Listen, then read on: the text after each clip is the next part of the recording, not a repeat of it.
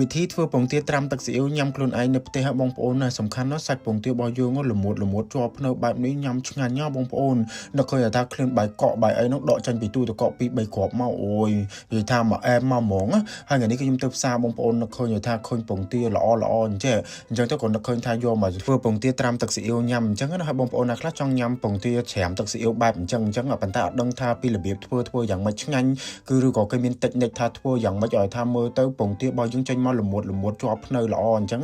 បងប្អូនមើលវីដេអូនេះគឺត្រូវទេបងប្អូនសម្រាប់ពងទាត្រាំទឹកស៊ីអ៊ីវនេះអត់មានអីពិបាកធ្វើបងប្អូនយើងរវល់តែបន្តិចទៅរឿងហាន់ម្ទេសហាន់ខ្ទឹមអីអញ្ចឹងណាបើតែរឿងខ្ជិលអីក៏ត្រូវតែអាសាមកវិញដែរដើម្បីយើងថាយើងហាន់វាហើយយើងទុកវាដោយមួយឡែកអញ្ចឹងយើងទុកថាដាក់ជាមួយនឹងជ្រក់ពងទាត្រាំរបស់យើងហ្នឹងបងប្អូនហើយគ្រឿងផ្សំរបស់យើងហ្នឹងគឺបានត្រៀមរួចរាល់ហើយបងប្អូនសម្រាប់អានេះគឺជាពងទារបស់យើងដែលយើងយកវាស្ងោរវារយៈពេល5នាទីរាប់ចាប់តាំងពីបងប្អូនហ្នឹងតម្លាក់ពងទាចូលទឹកក្តៅភ្លាមគឺយើងកំណត់នាទីរាប់ទៅហ្មងបងប្អូនពី0រហូតដល់5 second អញ្ចឹងបងប្អូនហើយកុំភ្លេចបន្ថែមអំបិលបន្តិចផងណាអានេះគឺវាគ្រប់5នាទីបងប្អូនអញ្ចឹង5នាទីភ្លាមហ្នឹងគឺយើងលើកវាចេញមកហ្មងណាតែទុកដល់6 7នាទីអីហ្នឹងគឺវាអត់មានជាប់ភ្នៅទេអញ្ចឹងយើងយកប៉ុណ្្នឹងមកល្មមហើយយើងយកតកកវាមកដាក់ត្រាំលាយជាមួយនឹងទឹកអញ្ចឹងយើងដាក់ពងទាយើងចូលអញ្ចឹងបងប្អូនដើម្បីថាវាត្រជាក់អញ្ចឹងទៅយើងងាយស្រួលបកពងទាហ្នឹងគឺបកបានលឿនហើយសម្រាប់ពងទាដែលខ្ញុំយកមកត្រាំទឹកស៊ីអ៊ីវនេះគឺពងទាខ្ញុំស្ងោររហូតដល់20គ្រាប់អញ្ចឹងបងប្អូនព្រោះដោយសារខ្ញុំស្ងោរហ្នឹងទៅវាថាយកចំនួនច្រើនទៅខ្ញុំញ៉ាំបានយូរអញ្ចឹងបងប្អូនញ៉ាំបានមួយអាទិត្យ2អាទិត្យអីហ៎ហើយឥឡូវនេះគឺយើងមកដល់ធ្វើទឹកត្រាំរបស់យើងហើយខ្ញុំដាក់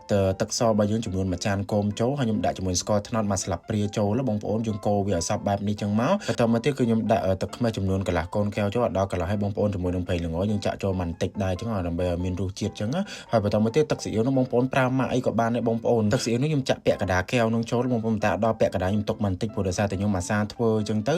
ខ្ញុំវល់ទៅខ្ញុំដឹងដៃអញ្ចឹងបងប្អូនហើយបន្តមកទៀតគឺយើងដាក់គ្រឿងទាំងអស់នេះចូលបងប្អូនដើម្បីឲ្យថាវាមានជាតិមានអីមកនៅក្នុងទឹកស៊ីអ៊ីវត្រាំរបស់យើងអញ្ចឹងដែរណាគ្រឿងទាំងអស់ហ្នឹងគឺយើងអត់ចោលទេបងប្អូនយើងត្រូវតែដាក់វាងាស់វារហូតដល់ថាឡើងទន់ទៅយើងអាចស្រង់កាក់វាចេញបានទេបងប្អូនហើយយើងទុកវាឲ្យត្រជាក់អញ្ចឹងណាត្រជាក់ចាំយើងចាក់ចូលពងទាត្រាំរបស់យើងហ្នឹងទៅហើយនេះគឺយើងដាក់ម្ទេសខ្ទឹមឲ្យយើងតាហឹរតិចហឹរខ្លាំងតាមចំណូលចិត្តបើសម្រាប់ខ្ញុំចូលចិត្តម្ទេសច្រើនដាក់ឲ្យហឹរដិតទៅបានតាឆ្ងាញ់ហើយទឹកស៊ីអ៊ីវនេះយើងអាចស្រូបបានណាបងប្អូនយើងដាក់ស្លឹកខ្ទឹមល្ងអីចឹងដោយសារវាពេញហៀពេកចឹងតែបាទខ្ញុំដកវាម្លែកចូលកូនកែវខ្លះអញ្ចឹងណាគ្រាប់វាអត់ចិត្តទេវា